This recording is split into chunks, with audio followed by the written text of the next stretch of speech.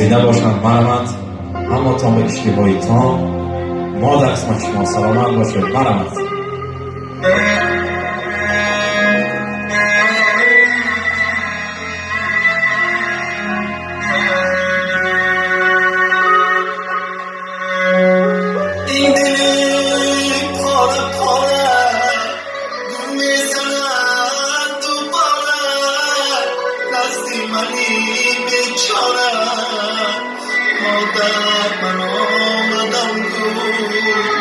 مادر من آمدم گوی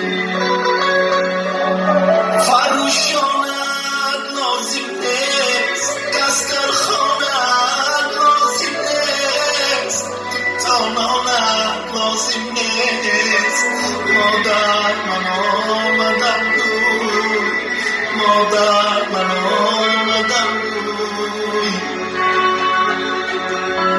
پشتی در نمایان شم تق تق کنو پیرهان شم پس من کامم خندان شم مادر من آمدم گوی مادر من آمدم گوی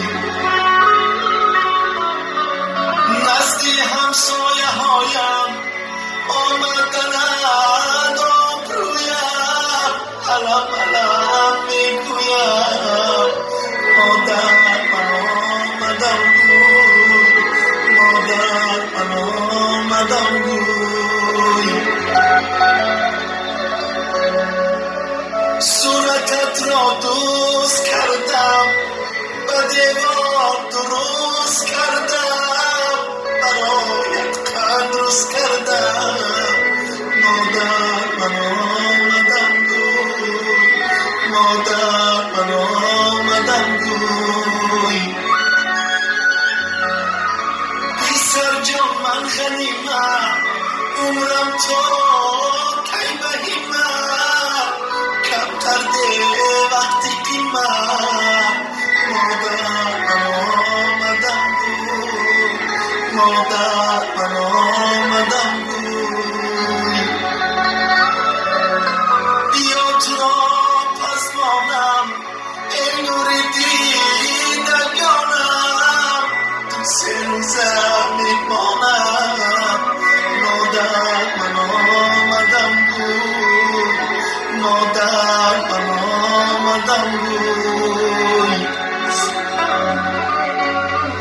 سلامت باشند، زنده باشند مادران عزیزی ما، همیشه در سال دوم شما در بالای فرزند باشند. توی مبارک باشد.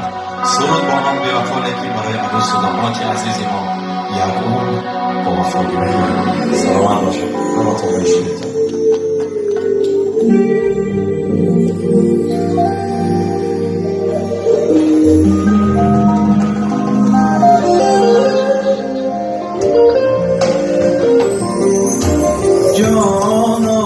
جانانی منی از جان سرم مکن مرا جان و دلم را مسوزان